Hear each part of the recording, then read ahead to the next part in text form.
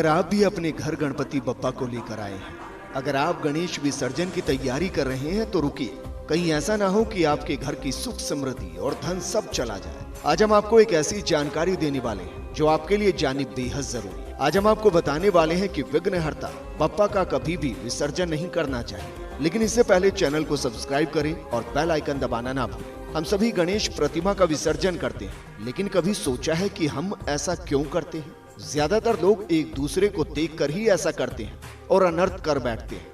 दरअसल गणपति बप्पा का विसर्जन सिर्फ और सिर्फ महाराष्ट्र में होता है। देश के अन्य किसी भी राज्य में ऐसा नहीं होना चाहिए। इसके पीछे का कारण आपको बताते हैं। दरअसल गणपति बप्पा महाराष्ट्र में एक मेहमान बनकर गए थे। लालबाग के राजा और गणेश जी के बड़े भाई कार्तिकेय वहां के राजा थे और कार्तिकेय ने उनको वहां रुकने के लिए कहा था। गणेश जी जितने दिन लालबाग में रहे उतने ही दिन माता लक्ष्मी और गणेश जी की पत्नी रिद्धि सिद्धि भी लालबाग में रुकी, यानी महाराष्ट्र में रुकी। और जितने दिन गणेश जी रुके उतने ही दिन में लालबाग धन धान्य से परिपूर्ण हो गया। जितने दिन गणेश जी रुके उतने दिन कार्तिकेय ने अपने छोटे भाई को लालबाग का राजा माना और सम्मान दिया। ये दिन ही गणपति उत्सव के तौर पर मनाए जाते हैं। अब बात करते हैं देश के अन्य राज्यों की, आपके जिले की, आपके घर की। आप गणेश जी की मूर्ति घर लाते हैं तो गणेश जी प्रथम पूज्य होने की वजह से आपके घर के मालिक होते हैं और घर के मालिक को घर से विदा नहीं किया जाता। और अगर आप उनको विदा कर देंगे तो फिर उनके साथ माँ लक्ष्मी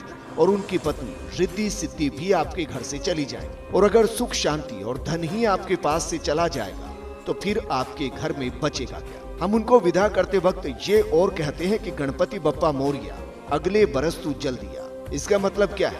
इसका मतलब तो ये हुआ कि आप गणेश जी को उनकी पत्नी रिद्धि सिद्धि और माँ लक्ष्मी को अपने घर से 1 साल के लिए विदा कर देते हैं। अब बताइए, गणेश चतुर्थी के बाद नवरात्र आएंगे, आप माँ लक्ष्मी और माँ के 9 स्वरूपों की पूजा करेंगे। फिर दीपावली आएगी, माँ लक्ष्मी की पूजा करेंगे और घर में सुख शांति की कामना करेंगे। लेकिन हम तो पहले ही सभी को घर से विदा कर चुके हैं और 1 साल तक ना आने के लिए भी कह चुके हैं। तो फिर क्या नवरात्रों का मतलब और क्या दिवाली की पूजा? लेकिन महाराष्ट्र का एक बड़ा त्योहार है, क्योंकि वहाँ गणेश जी विशेष दिन के लिए आते हैं और वहाँ से चले जाते हैं। आगे से आप अगर गणेश उत्सव पर गणेश जी की मूर्ति को खरीदने और घर में कुछ दिन रखने के बाद घर से विदा करने की यानी विसर्जन की तैयारी कर रहे हैं तो सोचिएगा जरूर। आपको जानकारी कैसी लगी कमेंट करके जरूर बताएं और चैनल को सब्सक्राइब करना ना भूलें। ओम एकदंताय नमो नमः।